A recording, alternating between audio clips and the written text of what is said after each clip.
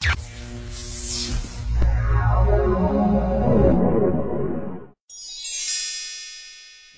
pertanyaan yang lain tentang larangan berdemonstrasi kepada pemerintah. Adakah pemerintah yang disebut di dalam hadis sama dengan pemerintah yang ada pada hari ini? Karena pemerintah pada zaman khilafah Islamiyah dipilih oleh Majelis Syura dan mendapat baiat penuh daripada seluruh kaum muslimin. Sedangkan pemerintah pada hari ini hanya diundi oleh sebagian rakyat. Mohon penjelasan. Saya kira ini terkena syubhat mereka. Pertanyaan ini pertanyaan yang dilemparkan oleh ahli demonstrasi, muftinya demonstrasi, ahli hadisnya demonstrasi. Dia melemparkan pertanyaan seperti ini kepada masyarakat kaum muslimin. Nah, ini pembodohan. Tidak mengerti sejarah, terutama nas Al-Quran dan hadis. Pertama yang dimaksud pemerintah sepanjang zaman, pemerintah kaum muslimin, dengan cara apa saja mereka memperoleh pemerintahan itu. Mau dengan baiat Majelis Syura, dengan sistem sekarang, yang penting pemerintahannya kaum muslimin. Caranya apa saja? Apa dahulu selalu dengan Majelis Syura? Ini yang saya katakan pembodohan. Tidak mengerti sejarah. Berapa banyak pemerintahan pada zaman dulu tidak dengan Majelis Syura, dikudeta. Dia memaksa orang untuk baiat dia, dikudeta. Lihat pemerintahan Abbasiyah. Saudara membunuh abang, membunuh adiknya, atau adik membunuh abangnya untuk cepat jadi raja.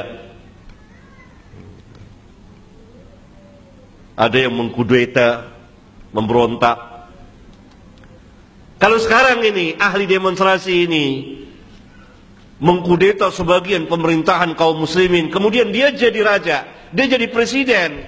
Nah, pemerintahannya pemerintahan apa? Pemerintahan dia. Itu pemerintahan dia. Dilarang kita juga demonstrasi kepada dia yang ahli demonstrasi. Gitu. Sama.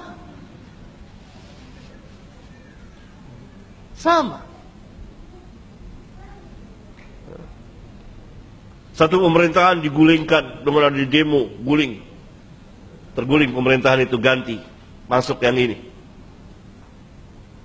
Kan tidak melalui pemilihan juga, tidak langsung dia jadi. Ambil alih pemerintahan. Dia jadi kepala pemerintahan. Karena itu para imam kita tidak mensyaratkan mau pemerintahan itu secara resmi atau tidak resmi diperolehnya dengan cara kudeta kalau istilah kita. Tetap dia pemerintah. Dan kalau dia sudah jadi pemerintah, maka wajib bagi kita mentaatinya. Karena kemaslahatannya lebih besar. Kalau kita tidak mentaatinya, maka kerusakannya sangat besar sekali. Karena itu ajaran Islam sifatnya adalah menghilangkan segala mudarat atau bahaya atau kerusakan, atau memperkecilnya, atau menanggung mudarat, sebagian mudarat untuk kemaslahatan yang lebih besar. Itu ada kaidah-kaidahnya. Ya. Jadi tetap pemerintahan mau melalui jalur pemilihan apa saja. Kalau dia sudah jadi pemerintah, maka dia pemerintah. Kita tidak boleh memberontaknya, mengangkat senjata, mencaci makinya, membuka aib di depan umum, menggalang massa. Nggak boleh, haram bagi seorang muslim. Dan bukan begitu caranya di dalam Islam. Walaupun niat baik, tetapi niat baik yang salah karena menyalahi sunnah Rasulullah sallallahu alaihi wa alihi wasallam.